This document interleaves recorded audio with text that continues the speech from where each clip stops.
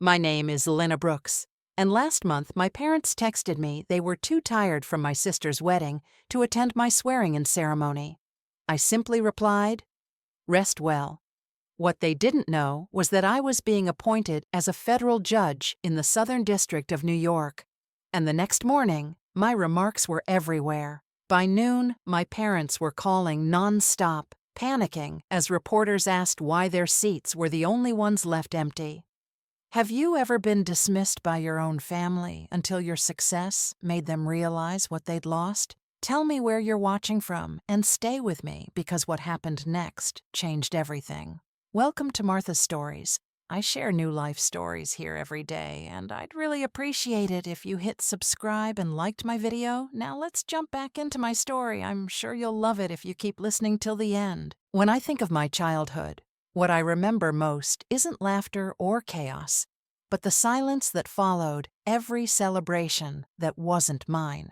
We lived in a small town in Indiana, a place where everyone knew each other's last names, and your worth was often measured by how proudly your parents spoke of you at church on Sunday.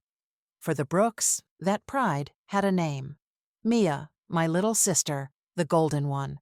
She was sunshine in every room, the child who drew attention without even trying. While I, the older one, was the afterthought. The quiet presence introduced with a single line that would echo through my life for years. "This is Elena, Mia's sister." That sentence became my label, the footnote to someone else's story. I still remember my 10th birthday vividly, not because it was special, but because it was the moment I realized how invisible I had become. The living room was covered in pink and gold balloons, but they weren't for me. Mom had ordered a cake that read, "Congratulations, Mia," in thick white frosting because my sister had won her first beauty pageant the week before. I stood beside it, smiling for pictures that were never mine, holding a slice of cake with my name spelled wrong on the napkin. Elena, when I asked if we could maybe light some candles for my birthday, Mom said gently, "Oh, honey, we already have all this set up. Let's not make it complicated." So I clapped for Mia with everyone else. Later that night, when the guests had gone home and the confetti was swept away, I found my gift sitting on the table. An unused planner from Dad's office, the kind he got for free at work conferences. On the cover, in small print, it said, "Midwest Legal Summit 2006. That night, while Mia fell asleep, surrounded by new sparkly crowns, I opened that planner and began to write, not knowing it would become my first act of rebellion. Jotting down everything I couldn't say out loud. Mia was 2 years younger than me, but somehow lived 2 steps ahead in everyone's eyes. At school, teachers smiled at her because they already adored the sweet, confident Brooks girl. When people realized we were sisters, they'd raise their brows and say, "Really? You two don't look alike." As if that explained everything. Mia was graceful and easy, the kind of girl who knew how to make people love her without effort. I was the girl who argued debates in class, stayed after to organize the mock trial club, or sat in the library reading case laws for fun. It didn't matter how high my grades were or how often I won arguments. When family gathered, the conversations always circled back to her. Her pageant, her new dress, her smile that lit up a room. My name rarely came up unless someone needed help researching a family dispute or drafting a simple contract. There was one spring afternoon that still sits like a stone in my memory. The local middle school was hosting the annual debate tournament, and I had spent 3 weeks preparing arguments on constitutional rights from old library books I found at the town's thrift store. I even typed them up neatly, and when they called my name for first place, the applause felt like sunlight breaking through clouds. I looked toward the audience instinctively, searching for the faces that mattered most. Mom, Dad, maybe even Mia, but the row of seats where they should have been was empty. I kept smiling as the principal shook my hand, the camera flash popping. But in that moment, I felt a sharp hollowness inside. Later that night, Mom apologized over dinner. "Sweetheart, we really wanted to come," she said, not looking at me. "But your sister had her pageant rehearsal, and you know how hard those slots are to get." Dad nodded, chewing slowly, like the conversation was already over. I nodded too. That was the night I learned that my achievements could only exist in silence. After that, I stopped expecting to be seen. Instead, I learned to find comfort in small hidden victories. I spent hours in the basement reviewing old court transcripts or helping neighbors with minor legal questions. The smell of ink and paper becoming my favorite perfume. I liked the way laws responded. Predictable, fair, never choosing favorites. If something didn't align, there was a precedent. If you were patient enough, you could find it and make it just again. I think deep down I wished people worked the same way. Grandma Agnes was the only one who ever noticed how I shrank. She lived 2 blocks away in a small white house that always smelled like chamomile and vanilla. One evening, after hearing about the debate tournament, she came to see me. I was in the basement, hunched over a stack of legal pads, with my hands covered in highlighter marks. She didn't scold me for the mess, or ask why I wasn't inside helping Mia practice her pageant walks. She just watched me for a while and said softly, "You don't need applause to be valuable, sweetheart. Some of the brightest minds argue quietly where no one listens." I didn't answer, but her words stayed, echoing louder than any praise I had ever received.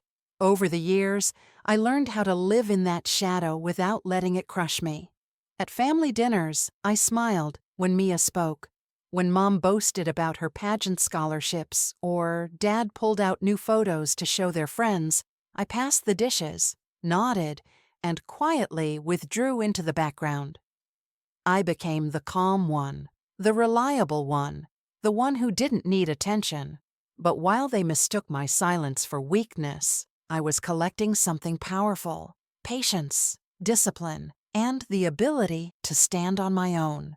Every time they forgot to show up, every time my name went unmentioned, I stored that feeling like energy in a battery. By the time I turned 17, I had already learned the art of disappearing quietly. I was the kind of student who blended into the corners of classrooms, always prepared, but never loud. On paper, I was thriving. Straight A's, mock trial team, volunteering at the local courthouse. But at home, none of it mattered. What mattered was still Mia. By then, she was already the talk of our small Indiana town. Posters from her modeling agency lined the local boutique windows, and every other conversation with my parents seemed to orbit around her next photo shoot, her new gown, her bright future in fashion. I used to stay up late in my room, surrounded by the hum of my old laptop, typing out briefs for history class or analyzing case studies, just to see justice patterns form on the screen. Words and precedents were the 2 languages that made sense to me. They never lied, never shifted affection, never forgot.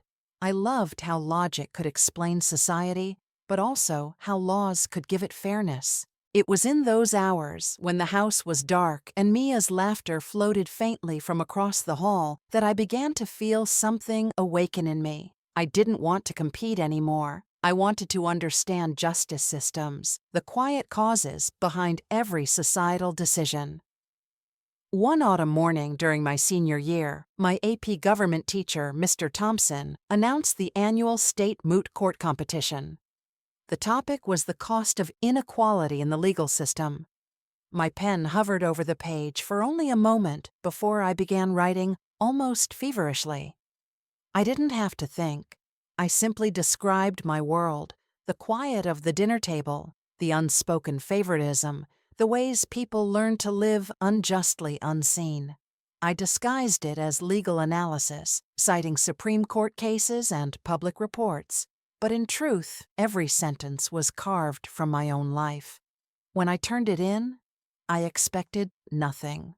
Weeks passed, and I nearly forgot about it until the morning Mr. Thompson stopped me in the hallway, grinning. "Elena," he said, holding up a letter embossed with the state seal. You won first place. For a second, the words didn't register. I felt the rush of adrenaline, that rare spark of validation I hadn't known for years. The local paper even called the house that evening, asking for a quote. Mom answered the phone, her voice bright at first, until she realized the story wasn't about Mia. "Oh, that's nice," she said after hanging up, glancing at me briefly. "But we really can't do an interview this week. We're busy packing for Mia's modeling gig in Chicago." I nodded, saying nothing. "Good job, sweetheart," Dad added, without looking up from his tablet. Then, as if on cue, Mom asked him, "Did you finish booking the hotel for next weekend?" The conversation flowed smoothly back into Mia's orbit, and I sat there invisible once again. Later that night, I folded the award letter and slipped it into my drawer. I told myself I didn't need their praise, but when I closed the drawer, my hands trembled. Not from anger, but from the realization that no matter how hard I tried, home would never be a place that saw me. That same week, Mr. Thompson called me into his classroom after school. "I've been watching you for 3 years now," he said, leaning back in his chair. "You think small because they make you feel small, but you don't belong in this town forever, Elena." He told me he wanted to recommend me for Ivy League schools, Yale, Columbia, Harvard, whatever I dared to reach for. The words felt foreign, almost impossible. Yale was something that existed in news articles, not in the life of a girl who researched family disputes and ate dinner alone most nights. But he handed me a sealed envelope. "I've written you a letter of recommendation. A strong one," he said. "Don't let anyone talk you out of applying." And that night, I opened my laptop and stared at the Yale application portal. I filled in the fields slowly, each click feeling heavier than the last. For the essay, I wrote about building justice in invisible spaces. It wasn't dramatic, it was honest. I described how silence could be both a wound and a source of strength, how those unseen often learn to argue deeper, to notice what others overlook. When I finished, I sent it off and shut my computer, my heart pounding like I just argued for the first time in years. When Grandma heard about my moot court, she came over the next afternoon carrying something wrapped in an old silk scarf. She handed it to me carefully. Inside was a small leather-bound journal, the cover worn and soft from age. "It was mine when I was your age," she said. "I used to jot legal notes here. When life made me feel small, I wrote until I remembered who I was. You should do the same. Write your truth before the world tries to rewrite it for you." I traced the edges of the journal, the faint scent of leather and ink rising from it, and for the first time in a long while, I felt seen not as Mia's sister, but as someone with her own case to argue. Months later, in the middle of a snowstorm, the letter came. I found it in the mailbox, its blue crest gleaming through the frost. My hands shook as I tore it open on the porch, snowflakes melting into the paper. "Dear Elena Brooks, it is my pleasure to inform you that you have been accepted to Yale College." The words blurred as tears filled my eyes. I stood there, the wind cutting against my face, but inside I felt warmth blooming, proof that every quiet hour, every ignored victory had led here. When I walked inside, Mom was on the phone, laughing about Mia's new modeling contract. I waited for her to finish, then held out the letter, unable to hide my trembling. I got in.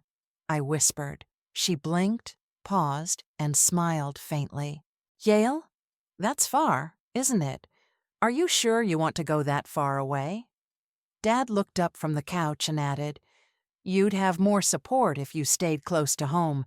Mia could use your help with applications next year." Their words felt like snow, cold and heavy. I nodded again quietly, folding the letter and pressing it to my chest. That night, I wrote in Grandma's journal. They don't see it yet, but someday they will. I didn't know then that Yale would become more than a school. It would become the proof that I existed beyond their shadow. the beginning of my own story.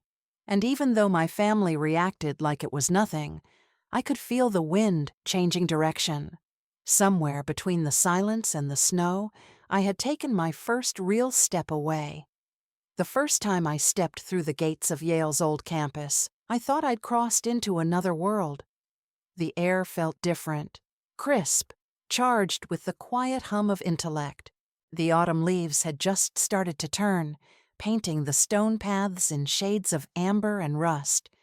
Students hurried between classes with steaming cups of coffee, their debates echoing under the Gothic arches. I remember standing there, suitcase in hand, staring up at the spire of Harkness Tower and whispering to myself, "You made it." But underneath the excitement was a sharp ache, a thought I couldn't shake. No one from home cared enough to see this. My dorm was in Jonathan Edwards College, a historic building overlooking the green. My roommate, Sophia Ramirez, was everything I wasn't. Outspoken, confident, and endlessly analytical. She introduced herself before I even finished unpacking, asking about my major, my hometown, my favorite cases. We talked until midnight that first night, and when I told her I came from a small town in Indiana, she smiled. "Then you must have fought hard to get here," she said simply. I didn't correct her. She had no idea how hard. Oh, Yale life was beautiful and brutal all at once. The mornings smelled of espresso and parchment, and the nights were lit by the glow of laptop screens in dorm windows. I worked part-time at Sterling Memorial Library to pay for meals that my scholarship didn't cover, shelving heavy tomes long after the building emptied out. The rhythm of the scanner beep, the rustle of ancient pages, it became a lullaby of survival. Some nights I'd stay until the guards turned off the lights, then walk back to my dorm through the fog rising over the green. My stomach growled more often than not, but I told myself hunger was just another form of discipline. I learned to stretch everything: time, money, energy. Instant noodles became a staple. So did secondhand casebooks and thrift store coats. Sophia used to tease me for eating oatmeal with water when the milk ran out, but she never judged. "You're like steel," she said once, handing me half her sandwich. "Bend, but never break." We'd study together at the Law Library Cafe, surrounded by the quiet frenzy of future lawyers. When exhaustion hit, I'd slip into Battelle Chapel, where the soft light through the stained glass painted the pews in blue. It was the one place that felt like stillness amid the storm. Academically, I pushed myself harder than ever. I joined the Yale Law Women Association during sophomore year, eventually leading it by senior year. I also worked as a research assistant under Professor Rivera, a woman who believed fiercely in the power of equity and justice. She became the mentor I never had. Justice means nothing if it isn't accessible. She told me one afternoon as we reviewed precedents on civil rights. That conversation changed the direction of my studies. I shifted my focus toward using law to improve access to courts in low-income communities. For the first time, I wasn't just chasing grades. I was chasing purpose. But success didn't erase the loneliness. Each time I received an award or presented a case, I'd glance at the row of chairs reserved for family at the back of the auditorium. They were always empty. The reserved signs fluttered slightly in the air conditioning, mocking reminders of who hadn't shown up. I told myself it didn't matter. But when the ceremony ended and other students ran into the arms of their parents, I felt that old ache return. The same ache from the empty seat at the debate tournament years ago. Mom's texts came rarely, and when they did, they were never about me. "Your sister just got back from her trip to Milan. She sent us the prettiest photos," or "We're so proud of Mia. She got a feature in the town magazine." There was never a "How are your classes?" or "We miss you." I used to reply politely, tell her, "Congrats," but eventually I stopped answering altogether. It wasn't bitterness, it was exhaustion. You can only reach for someone so many times before your hands start to tremble from the weight of disappointment. Still, I built something of my own. During junior year, I led a team project that used legal models to optimize pruno services in rural courts, a framework that later caught the attention of a New York nonprofit. When they invited me to present at a symposium, I emailed my parents the event details just in case. The reply came a week later. "That's nice, honey. We'll be in Nashville that weekend for Mia's fashion show. Send photos." I didn't bother to send any. But that night, as I stood on stage explaining our framework to a panel of professionals, I imagined Grandma sitting somewhere in the back, nodding proudly. It was enough to steady me. Sophia became the closest thing I had to family there. When winter break came and the dorms emptied out, she always insisted I visit her family in New Jersey. "You shouldn't spend Christmas alone," she said. But I usually stayed in New Haven, volunteering at the legal aid clinic or taking extra shifts at Sterling. I told her I preferred the quiet, though the truth was simpler. Going home didn't feel like home anymore. Every time I called, it felt like dialing into another planet. Mia was thriving as always. New contracts, new admirers, new reasons for my parents to celebrate. During my final year, Professor Rivera nominated me for the Yale Public Interest Fellowship. When I received the letter of acceptance, Sophia and I screamed so loud the RA came knocking. That night, she lit 2 small candles on the windowsill and said, "One for where you came from, one for where you're going." I laughed. But later, as I watched the wax melt, I realized how much I owed to the people who had shown up in small, quiet ways. The teachers, the mentors, the friends who filled the empty spaces my family left behind. Appointment season approached faster than I expected. I had been shortlisted for a federal judgeship, a dream I barely dared to whisper. When I received confirmation that I'd been appointed as a federal judge, I stared at the email for a long time, my throat tightening. It felt like everything. Every silent dinner, every ignored achievement, every lonely night had led to that moment. I wanted to tell my parents, to share even a fragment of pride. But then my phone buzzed with a photo from Mom. Mia, at a runway in Paris, captioned, "Our beautiful girl living her best life." I closed my phone and looked out the dorm window at the lights flickering across the green. In the reflection of the glass, I saw myself, tired, older, but still standing. I thought of Grandma's words from years ago. "You don't need applause to be valuable." She was right. Maybe they would never come to see me. Maybe that seat would always stay empty. But I was done chasing their gaze. From that point on, I decided one thing. I would give my best remarks. Not for those who never showed up, but for those who did. For Sophia, for Professor Rivera, for Grandma, for every quiet advocate who ever stared at an empty chair and kept going anyway. Because if they wouldn't come to see me, the world would. The email arrived just after midnight, when the campus was silent, except for the whisper of snow brushing against the windows. I had been revising a legal brief when my laptop pinged with a new notification from the U.S. Court's office. I almost ignored it, thinking it was another update about appointment logistics, but the subject line made me freeze. "Congratulations, you have been selected for the federal judgeship in the Southern District of New York." For a few seconds, I couldn't breathe. The cursor blinked on the screen like a heartbeat, steady and alive, as the words sank in. Out of hundreds of applicants, they had chosen me. I stared at the letter, my hands trembling slightly. And then laughter, sharp and breathless, escaped my throat, the kind that comes from disbelief rather than joy.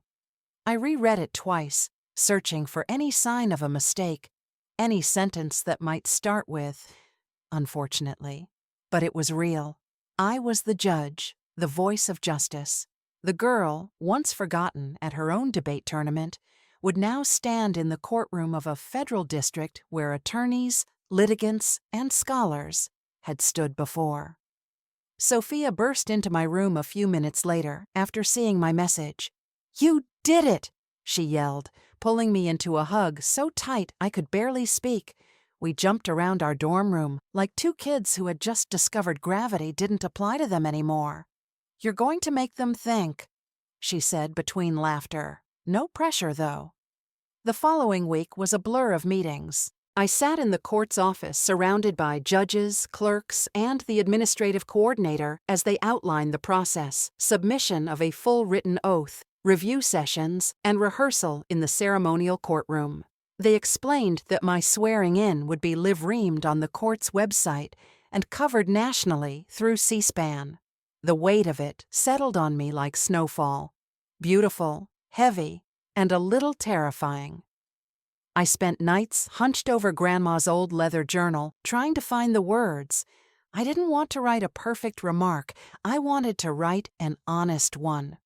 I thought of every empty chair I had ever faced, the ones at the debate tournament, the fellowship ceremony, the legal showcase, and the ones that would surely be waiting at my swearing in. That's when the title came to me. From the empty bench to the open gavel, the first line came naturally. When they didn't see us, we learned to see justice for each other. It wasn't just about me.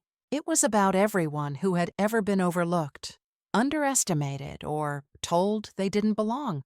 I wrote about the clerk who stayed late filing motions, about Sophia, who shared her last brief during exam week, about first-generation lawyers who worked 2 jobs to afford bar prep, about those who built their cases quietly while the world applauded someone else. During my first rehearsal in the ceremonial courtroom, I stood at the bench, staring out into the empty rows of wooden pews. The sound of my own voice echoed faintly through the marble hall. The gavel rested softly, and the air smelled of polished oak and history. "Good morning," I began, my tone shaking just slightly. I used to think silence was my punishment, but now I see it was my training ground. The moment I said it, I felt the truth vibrate through me like a verdict. Professor Rivera sat in the back row listening. When I finished, she walked up to the bench, eyes glinting. "You're not just speaking for yourself, Elena," she said quietly. "You're speaking for every advocate who ever felt invisible. That's power. Don't be afraid of it." That night, lying in bed, I wondered if I should tell my parents. Part of me wanted to, the hopeful part that still believed maybe this time they would show up. Maybe they'd be proud. Maybe they'd even come early, sit in the front row, and see me not as the shadow of Mia, but as someone who had finally stepped into the robe. I opened my phone and started typing a message. "Hey, I have some news about the ceremony." But before I could finish, another message arrived from Mom. "Just got Mia's itinerary. She's going to Rome for a fashion week. Can you believe it?" There was a photo attached. Mia posing by an airport lounge with champagne in hand. My fingers froze. I deleted my draft. I knew deep down the truth I had always refused to say aloud. They wouldn't come even if I asked. They would be too tired, or too busy, or too far, and I didn't want to give them another chance to choose someone else over me. This time, I wanted the truth to reveal itself without words. So I decided to say nothing. Let the world show them instead. The days leading up to the swearing in were exhausting but exhilarating. Between bar exams, media interviews, and rehearsals, I barely had time to sleep. Yet, every time I crossed the Yale Law Quad, I felt that quiet joy bloom again. Because the journey wasn't just mine, it belonged to every version of me that had once felt small. One afternoon, after a final run through in the courtroom, I stayed behind as the staff packed up the microphones. The hall was empty again, sunlight pouring through the tall windows, casting long gold streaks across the bench. I stood at the center, staring at the gavel. It looked simple, almost fragile. And yet, that wooden mallet had outlasted centuries of verdicts, some powerful, some forgotten. I reached out, tracing my finger along its cool surface. From the empty bench to the open gavel, I whispered again, just to feel how the words tasted in the air. When I walked out into the quad, the campus was buzzing with pre-ceremony energy. Families toured the grounds, snapping photos under the Sterling Memorial Library. Students carried boxes, hugging each other with tears in their eyes. I passed a bulletin board where a flyer fluttered gently in the wind. The bold letters read, "Federal Judgeship Swearing in 2025, Elena Brooks." Beneath it, a small print added, "Live on C-SPAN and Court TV." I stood there for a moment, staring at my own name, printed in black against the blue background. It didn't feel real. For years, I had chased acknowledgement, only to realize that the loudest validation comes from within. Still, the thought made me smile. A quiet, knowing smile meant not for the world, but for the girl who once sat in that cold auditorium waiting for her family to show up. That night, I sent Grandma a photo of the flyer. She replied, "Within minutes." "I knew your voice would find its place. Don't dim it for anyone." So I didn't. I decided I would walk into that courtroom not to prove anything to my parents, not even to Mia, but to speak for the invisible, to lift the ones still sitting at empty benches. Because sometimes the best revenge isn't silence, it's being heard, and soon they would hear me whether they meant to or not. 2 weeks before the swearing in, the courthouse was alive with preparation. Attorneys posed in their black robes beneath the marble arches, cameras flashing, laughter echoing down every corridor.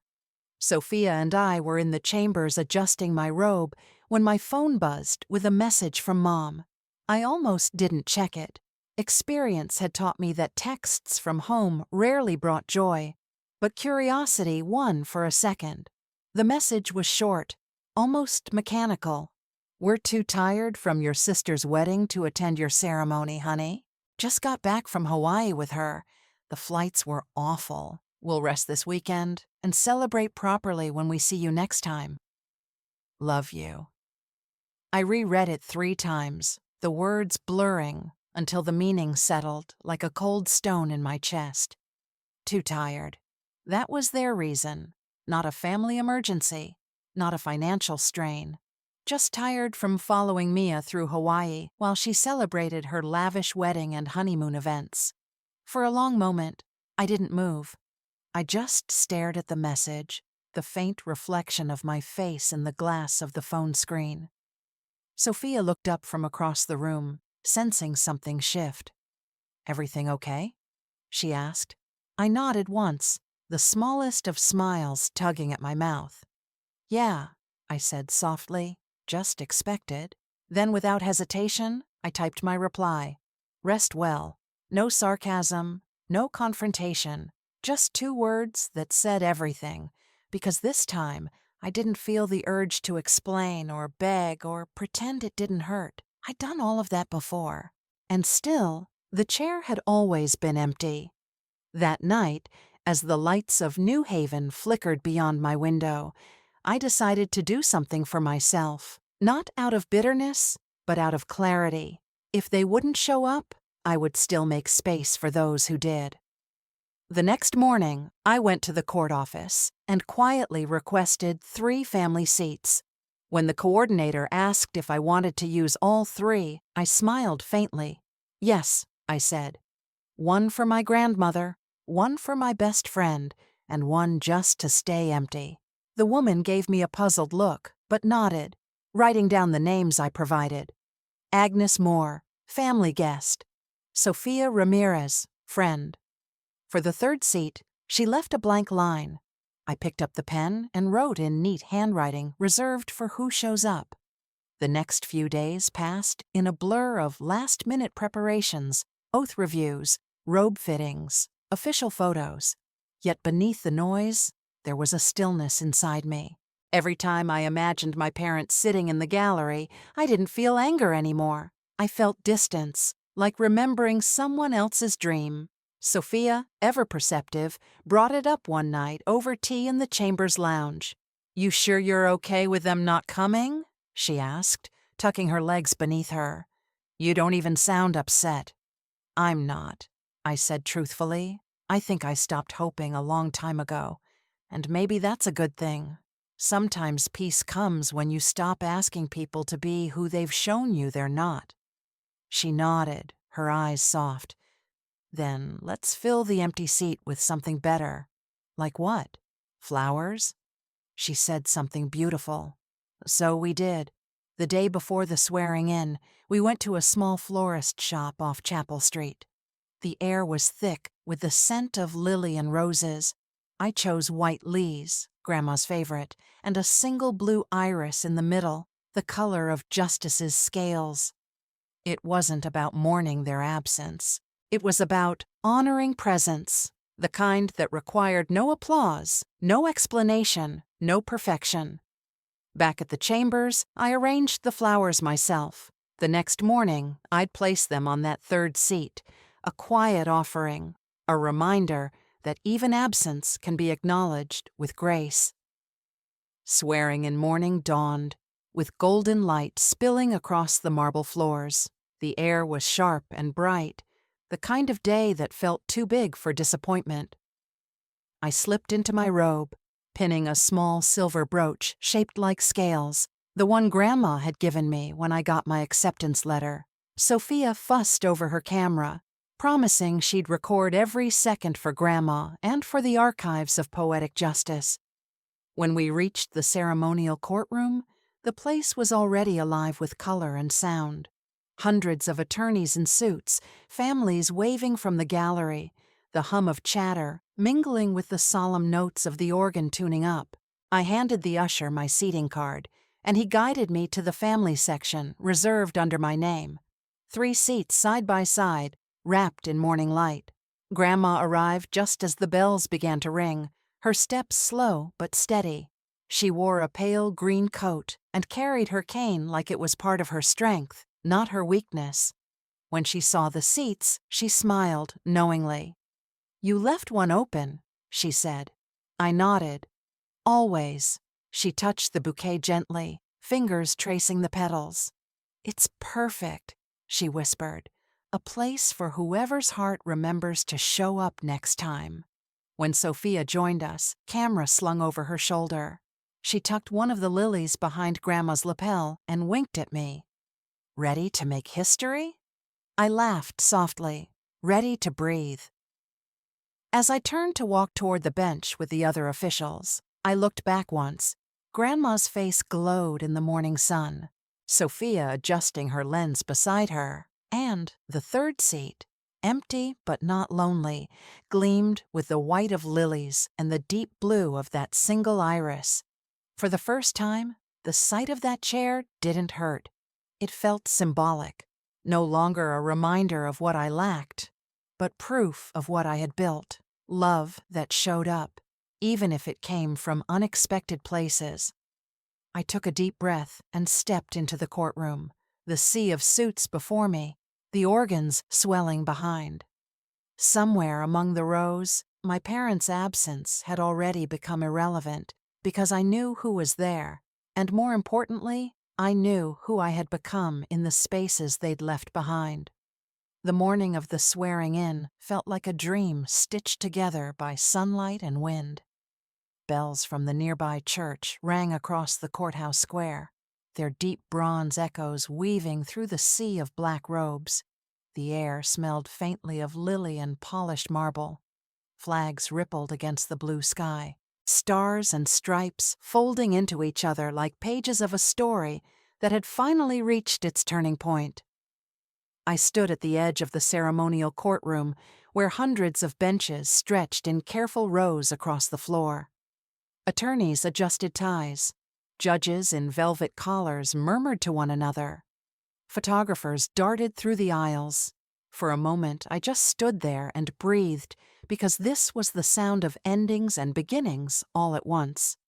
The organ began tuning, soft notes swelling into the familiar cadence of pomp and circumstance. Around me, my colleagues laughed, whispering goodbyes that felt like promises. Sophia, 2 rows behind, gave me a small thumbs up.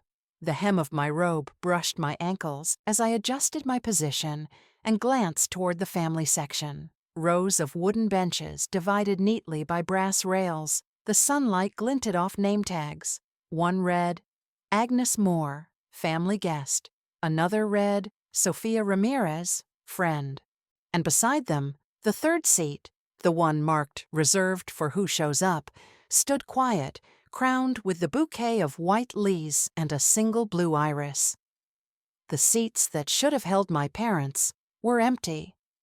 For a moment, the sight hit me harder than I expected. Even knowing, even preparing, it still felt like a tiny fracture under the skin. An old bruise I'd thought had faded. I could see families hugging, mothers waving programs, fathers snapping photos with trembling hands. All that sound, joyful, proud, messy, rose like a wave around me. Yet in the center of it all, those empty benches stayed still, untouched by the wind. Then, as if to balance the silence, I caught sight of movement. Grandma. Slowly, carefully, she made her way down the aisle, cane in hand, guided by one of the ushers. Her pale green coat shimmered faintly in the morning light. Every few steps, she paused to steady herself, her free hand brushing the arm of each bench she passed, as though blessing them. When she reached me, I felt something inside me unclench. She smiled, eyes bright beneath her wide-brimmed hat. Today, she said, placing her hand gently over mine. You are seen. The words landed like a whisper, and a thunderclap all at once. I swallowed hard, afraid to blink because the tears sat too close. Thank you for coming, I managed to say, my voice barely above a breath. Her hand lingered on mine for a moment longer. Of course I came, she said softly. I wouldn't miss watching the girl they overlooked become the judge they'll never forget. Then she squeezed my fingers, turned, and took her seat beside the flowers. The crowd began to settle, the air filled with the rustle of program papers, the murmur of names being read, the shuffling of robes. Above us, the seals of justice waved proudly. District, circuit, supreme, symbols of belonging. I lifted my eyes to the windows surrounding the room. The sunlight filtered through the panes, painting moving patterns on the rows of attendees, glinting off the badges like 100 small stars. For the first time in my life, I felt entirely present, rooted and free in the same breath. When the procession began, the senior judges let us in, their black robes sweeping the floor. The air carried the sweet tension of history. The federal courts had seen centuries of appointments, but for each of us, this one felt singular.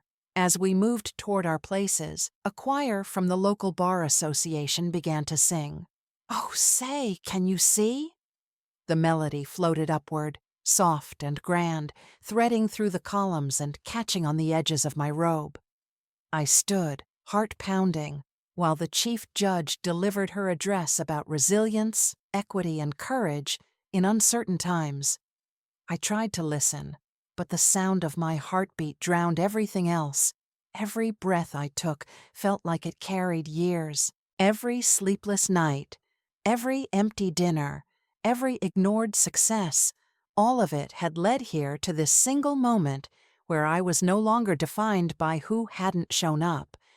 When my name was announced as the new federal judge, the world blurred for a second. I stood, feeling the collective gaze of hundreds turned toward me.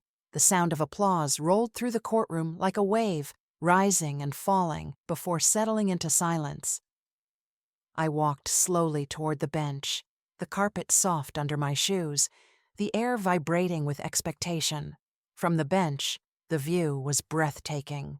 Beyond the rows of suits, the family section shimmered with color. Flowers, hats, banners, and in the middle of it, that one empty chair gleamed like a quiet declaration. The leaves swayed in the breeze. Grandma lifted her head slightly, eyes on me. And even from that distance, I could see her mouth think something I didn't need to hear aloud. I see you. A hush fell over the crowd.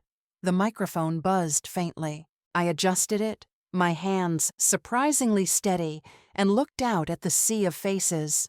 "Good morning," I began, my voice carrying farther than I thought it could. When they didn't see us, we learned to see justice for each other. A ripple moved through the audience, soft, attentive. I spoke about the unseen advocates, the quiet ones who worked behind the spotlight, who built precedents others stood on. I spoke of how justice wasn't given. It was built bench by bench, case by case. I spoke of how silence had once felt like punishment, but became my strength, how absence taught me to create fairness for others. As I spoke, the sun broke through the clouds. The light poured over the bench, warming my face, blinding for a moment. It felt like the world was listening, not just the court, but everyone who had ever been made small. When I reached the end, I said simply, "May we remember to leave no bench empty for those who come after us, because when the world forgets to see them, we must." The applause began slowly, then grew until it filled the courtroom. Attorneys rose, clapping, cheering, some wiping their eyes. I looked down one last time toward the family seats. Grandma was standing now, hands clasped at her chest, tears glistening on her cheeks. Sophia stood beside her, filming through blurred vision, laughing and crying at once. The empty seat remained, flowers trembling in the breeze. I didn't feel loss anymore. I felt peace. That chair wasn't a symbol of rejection. It was a promise that I'd never forget where I came from or what it took to get here. As the music swelled again, robes fluttered in the air, arcs of black spinning against the blue. For the first time, I joined in, lifting my gavel high and watching it disappear into the light. The sound of bells from the church rang again, loud and full, echoing through the square. When I stepped down from the bench, the world felt lighter. Grandma met me halfway, steady despite her cane, and pressed her hand against my heart. "You did it," she whispered. "They may have been tired, but the world is wide awake now." I smiled through tears, the program still warm in my hand, its edges fluttering like wings in the wind. In that moment, I knew the truth she meant. I didn't need their presence to be seen. I was already shining in the only way that mattered, completely and finally on my own. The bench lights felt warmer than I expected, spilling gold across the edges of my robe. The air inside the ceremonial courtroom was still, hundreds of breaths held at once, waiting. I took one steady inhale, then glanced toward the family section. 3 seats, Grandma, Sophia, and, between them, that one empty chair crowned with white lies and a single blue iris. The sunlight from above touched the petals until they glowed. I let my eyes rest there for a heartbeat before I began. "Good morning," I said softly. My voice echoed through the hall, steadier than I felt. "If you look closely at the gallery today, you might notice something small. Somewhere in this sea of faces, there's an empty chair." A few people shifted, glancing around. I smiled faintly. I used to think an empty chair meant failure, meant no one cared enough to fill it. But over the years, I've learned something different. Sometimes the empty chair is proof that we showed up for ourselves, even when no one else did. The microphone caught every pause, every breath. It didn't feel like performing. It felt like confession. I grew up in a small town where silence was often mistaken for strength. I learned early how to be quiet, how to argue hard, how to smile through being overlooked. And when no one sat in the audience, I told myself it didn't matter. But here's the truth. Every time someone chooses not to show up for you, someone else quietly, humbly does. I looked toward the back rows where the court staff stood, still in their uniforms, watching from the aisles. "So today," I said, "I want to begin by thanking the people whose chairs are never empty, because they never stop showing up for others." The applause began softly, judges clapping first, then attorneys joining in, the sound building until it filled the hall. I waited, smiling through the lump in my throat. When the applause faded, I continued. In the courts, we talk about justice a lot, but no one tells you that justice often depends on the invisible ones.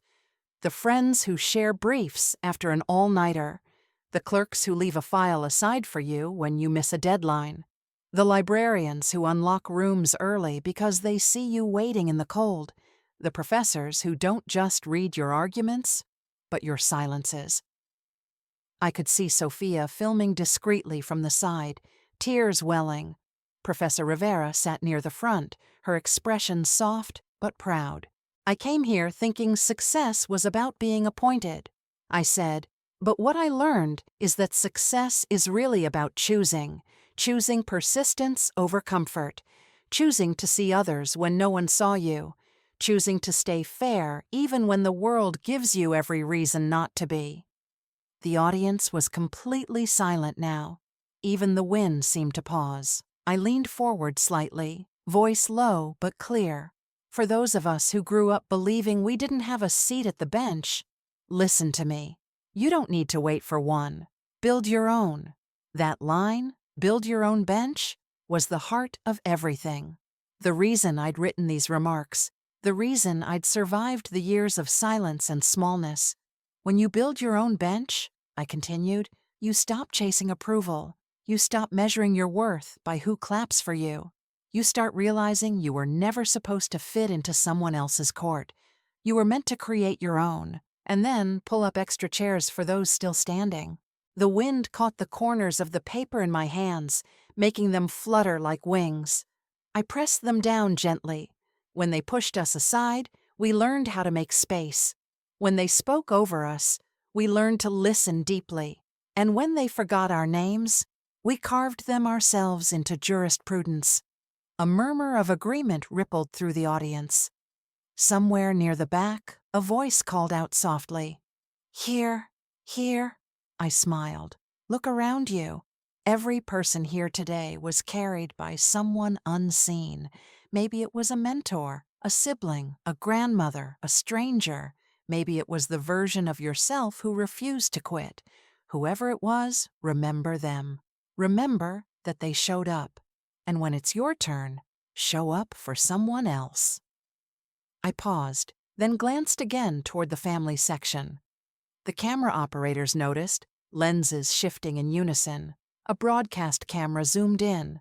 The flowers, the sunlight, Grandma's hand resting on her cane. She lifted her head, smiling faintly as the camera found her, and for a second her eyes met mine. The image would later become the photo that went viral. The new judge looking toward her grandmother, an empty chair and a bouquet between them. I looked straight into the lens, to my grandmother, who always said, "You don't need applause to be valuable. Thank you. You showed up." And to anyone sitting in the gallery today, carrying your own kind of empty chair, this moment is for you. Applause thundered, rolling across the courtroom like a wave. I waited, eyes stinging, then lifted my chin for the final lines. Titles don't define us. Robes don't define us. What defines us is the courage to build and the kindness to share what we've built. Because one day, someone will stand where we stand now, and the question won't be what you ruled. It'll be, who did you make room for? I let the silence stretch for a beat. May we all remember this. The benches of power are temporary, but the benches of compassion, the ones we build ourselves, last. A standing ovation rose from the crowd. Judges, attorneys, even the choir stood. Flags waved, gavels lifted. The camera swept across the scene, the sunlight turning everything gold, the leaves gleaming like little fires. From the corner of my eye, I saw Grandma wipe her cheeks, her lips moving soundlessly. Later, when I hugged her, she would tell me she'd whispered, "They see you now." But in that moment, I didn't need confirmation. I felt it. I felt it in the roar of the applause, in the rhythm of 100 hearts clapping for more than remarks, for survival, for recognition, for every unseen advocate who had ever dared to take up space. The organ began again, slow and reverent. I stepped back from the bench as the chief judge shook my hand. My robe hem brushed my feet as I bowed slightly, and when I turned to walk off, the camera caught one last close-up. Me looking over my shoulder at that empty chair. Online, the broadcast clip would loop for days, shared with captions like, "She built her own bench, and from silence to gavel. Build your own bench. Nigh empty chair. Remarks. Elena Brooks, 2025. Lawyers from other districts began sharing photos of their own ceremonies with small notes taped to chairs reading, "Reserved for who shows up." I didn't know any of that yet. Standing in that courtroom, all I knew was that for the first time in my life, I didn't feel like I was proving anything. I was simply being. The sunlight poured through the windows, and the air smelled like possibility. Warm, clean, infinite. I glanced one last time at Grandma, at Sophia, at the chair that once symbolized absence, and now somehow belonging. Then I whispered to myself, not into the mic, but into the wind. We're seen now. And when I stepped down, the crowd still on their feet, I realized this was never just my story. It was everyone's who had ever learned to build their own bench. When the ceremony ended, and the crowd began to scatter across the square, the air still shimmered with applause that hadn't quite faded. The black robes, the flying programs, the laughter, all of it blended into a haze of gold and blue under the mid-afternoon sun. I stood at the edge of the bench for a long moment, still clutching the folded copy of my remarks. My hands were trembling, not from nerves anymore, but from release. The years of silence, of being overlooked, had poured out of me in 10 minutes of truth. Sophia found me first. She came running through the sea of robes, waving her phone like a victory flag. "It's everywhere," she gasped between breaths. "Elena, they're already clipping it." I frowned, half smiling. "Clipping what?" She turned the screen toward me. There it was, the court's live stream replay, my remarks already uploaded with the caption, "Build your own bench. Federal judge's message on equity." In the corner of the thumbnail, the image froze on the shot of me glancing at the empty chair, the flowers gleaming like a quiet rebellion. I hadn't even walked out of the courthouse before the first notification buzzed through my phone. Then another, then a flood, mentions, messages, tags.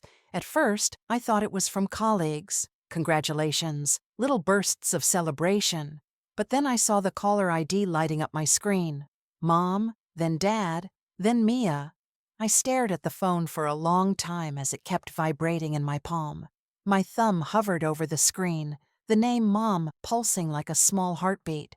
I didn't answer. Instead, I pressed mute and slipped it into the pocket of my robe. We took photos instead. Sophia insisted on every possible angle by the courthouse statue in front of the grand entrance beneath the square's oak trees where ribbons of sunlight fell across the stones.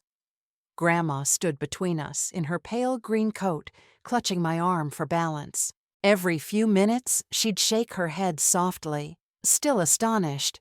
"You know," she said, "they're never going to stop talking about those remarks." I smiled. Maybe not, but I hope they remember why I said them. By evening, the court's social accounts had shared the clip. Court TV aired a segment during the 6 of News. New federal judge delivers viral message about inclusion and resilience. The reporter's voiceover narrated over the image of me at the bench with a subtitle flashing across the bottom. From an empty chair to a full courtroom. That was when the text started pouring in. From Mom. "Why didn't you tell us? Everyone's asking why we weren't there. You made it sound like we don't care about you."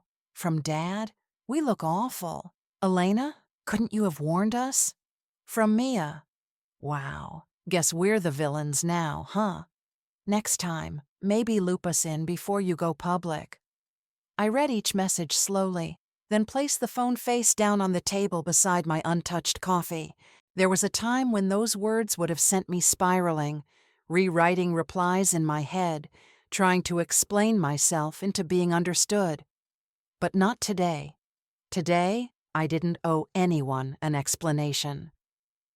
Sophia, sitting across from me in the cafe near the courthouse, watched me quietly. "You're not going to respond?" she asked. I shook my head. "Not now. Today isn't about explaining. It's about appointment." She smiled, the kind that said she understood completely. "Good," she said, "because the rest of the world is about to start calling too." She wasn't exaggerating. Within an hour, my inbox was overflowing. An email from the American Bar Association congratulating me and requesting permission to share my transcript in their newsletter. A message from a TED curator in D.C. "Your remarks resonated deeply. Would you consider expanding them into a talk for our fall event?" A note from a fellowship program in Geneva focusing on law and social impact. "We saw your work on equitable access to courts in your story. Let's discuss opportunities." Each message arrived like a ripple, spreading wider and wider.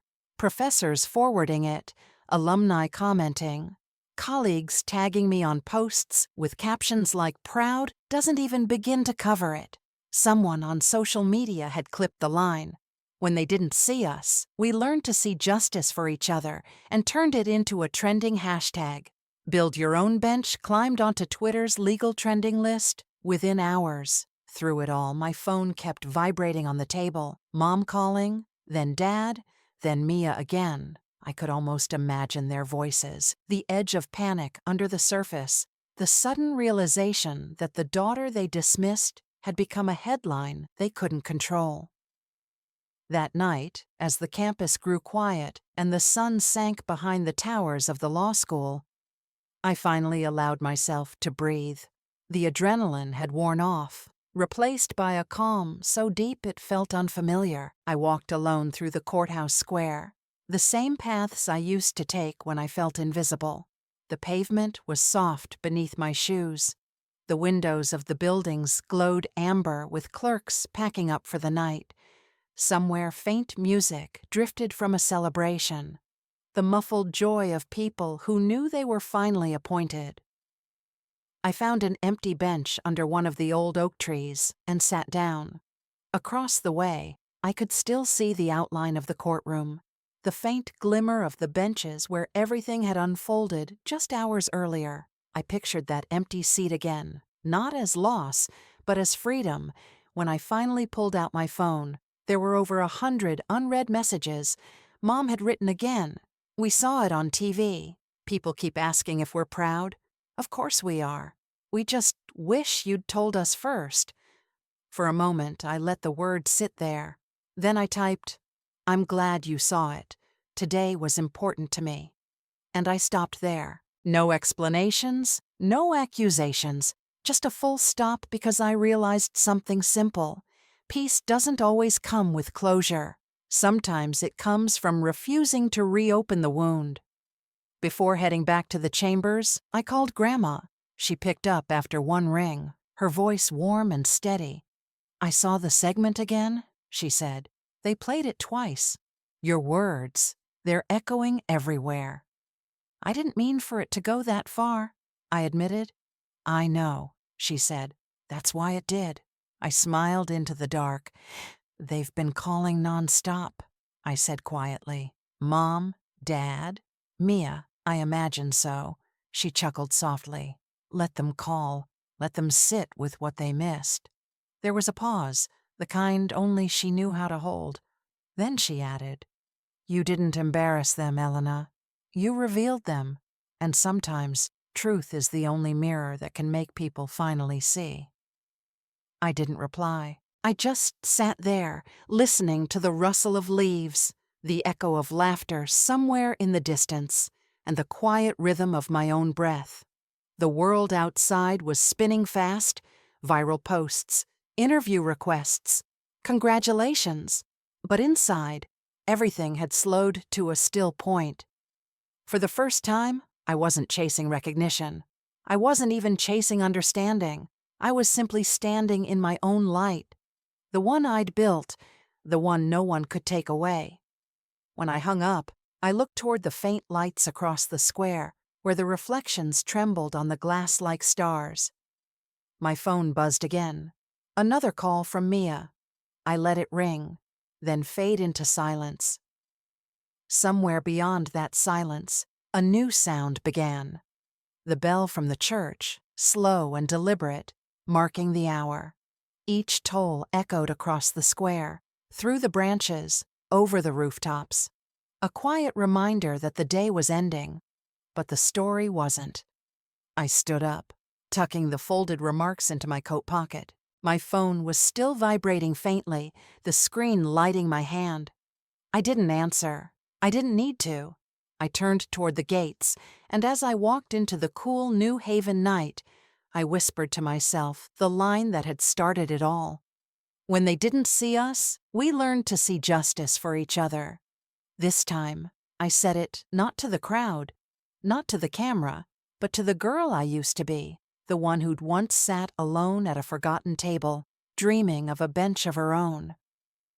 The next morning, sunlight streamed through the tall chamber window, painting thin gold lines across the marble floor.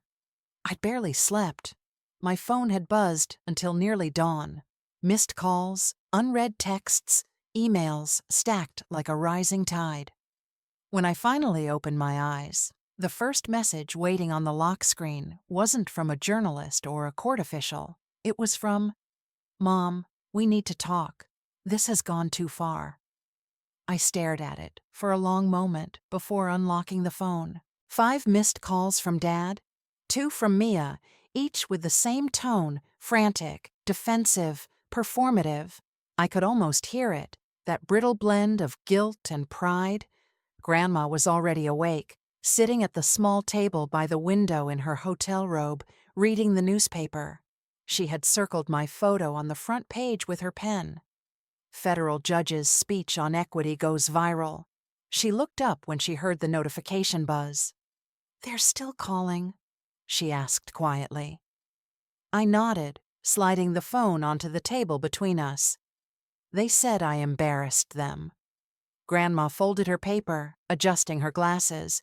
Then maybe embarrassment is the only thing that'll make them finally look in the mirror. Her calm gave me courage. I exhaled, picked up the phone, and pressed the call button. When Mom's voice burst through tight and sharp, I switched to speaker. "Elena, what on earth were you thinking?" Mom said immediately. "Do you know how humiliating this is for us?" The neighbors called. "Us. The church called. Everyone's asking why we weren't there. You made it sound like we abandoned you." I kept my tone even. "You weren't there, Mom." She hesitated, taken aback. "That's not fair. We were just tired. I finished for her from Mia's wedding." "I know." Dad's voice cut in from the background, low and tense. "You could have told us you were being appointed federal judge, Elena. We would have come if we'd known it was that important." I closed my eyes. "You mean, if it was something you could brag about?" Silence. The kind that hums with old truths no one wants to touch. Grandma leaned forward, resting her elbows on the table. "Thomas," she said, her tone firm but calm. "You've missed more important things than a title. You missed her growing up, building herself from scratch. And now that the world finally saw her, you act as if she's the one who's done wrong." Dad's breath crackled through the speaker. "Mother, you don't understand. We supported both our girls equally. It's just Mia always needed more attention. She had events, weddings, and Elena had none, because you never showed up to the ones she did." Grandma interrupted, her voice cutting clean through the line. "I remember the night she won the state moot court. Do you remember that, Linda? You were busy helping Mia choose her wedding gown." Mom's voice wavered. "That was years ago. And yet," Grandma said softly, she remembered it enough to write her own verdict. The line went quiet. I could almost hear my parents breathing on the other end, the sound of two people cornered, not by accusation, but by fact. Dad tried again. We didn't mean to hurt her. We just thought, well, Mia needed us more. She's always been fragile. You know how she gets. I looked at Grandma, who raised her eyebrows, the faintest smirk touching her lips. She didn't even need to say it. Fragile or favored? Grandma finally spoke aloud what both of us were thinking. Tired, busy, worried about Mia. Those are the words you've used for 20 years to excuse the same absence. But love doesn't wait for perfect timing, Thomas. Love doesn't choose the convenient child. The silence that followed was heavy, broken only by the faint hum of traffic outside the window. Mom's voice returned smaller now. You don't understand, Mother. Elena was always so independent. We thought she didn't need us. I inhaled sharply, the ache in my throat returning. I didn't need things, Mom. I needed you to show up. That's all. Her breath caught on the line. For a long time, no one spoke. Then Grandma leaned closer to the phone. Linda, you once told me you raised strong girls, but strength without tenderness isn't pride. It's loneliness. Elena learned to be strong because you left her no other choice.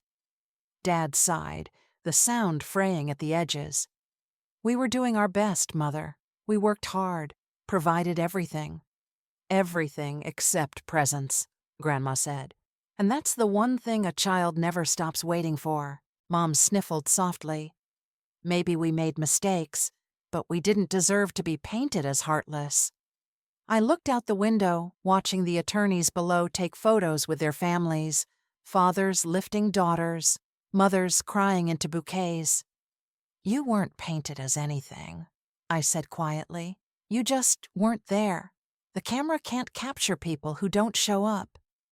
Grandma nodded approvingly, her hand resting on my wrist. Mom tried to steady her voice. What do you want us to say, Elena? We're proud of you.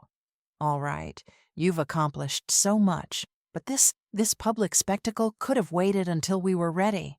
That last word, ready, echoed in the room. Grandma's eyes hardened. Linda, I've lived long enough to tell you this. Love doesn't wait until you're ready. It shows up when you're needed, and you weren't there when she needed you most. I could hear the faint click of my father swallowing, the tension in his throat audible even through the line. What are you saying, Mother? That we're bad parents? No, she said gently. I'm saying you've been absent ones. An absence, when repeated enough, becomes a habit people mistake for normal. Mom exhaled shakily. We didn't realize it looked that way. You didn't see, Grandma said. That's the difference. Once free, the silence that followed wasn't angry. It was the silence of truth landing, slow and heavy. I didn't feel victorious, I just felt tired. Finally, I said softly, I'm not calling to blame you. I'm calling because I'm done explaining. Dad spoke carefully now. Then why are you calling at all? I glanced at Grandma, who nodded, her eyes urging me forward. Because I want to give you one more chance, I said. If you want to hear what I've never said, the truth of what it's been like all these years, come to New Haven tomorrow evening. Just you, Mom, and Mia. No guests, no excuses, just family. Mom hesitated. What do you mean? Hear the truth. I said, you've heard everyone else's version of me.